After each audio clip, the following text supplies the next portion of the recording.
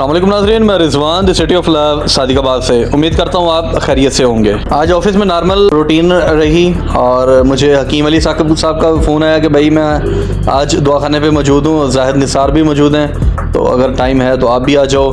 दोपहर को टाइम निकाल के फिर मैं गया हूँ हकीम अली साकिब के दवाखाने पे। वहाँ पर जाहिद निसार भाई भी मौजूद थे और काफ़ी देर गपशप भी होती रही और उनको मैंने कहा यार मेरे गंजेपन की कोई मजून बना के दो ताकि हमारे भी आपकी तरह बाल आ जाएं।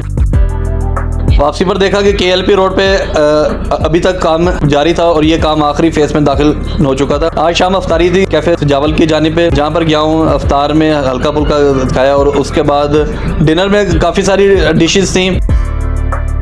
नमाज के बाद हमने अपना डिनर किया है, मेज़बान का शुक्रिया अदा किया है, अल्लाह ताला का शुक्र बजा लाएं कि अल्लाह ताला ने हमें इतनी नेमतों से नवाजा है। दुआओं में याद रखिएगा। अल्लाह हाफ़िज़।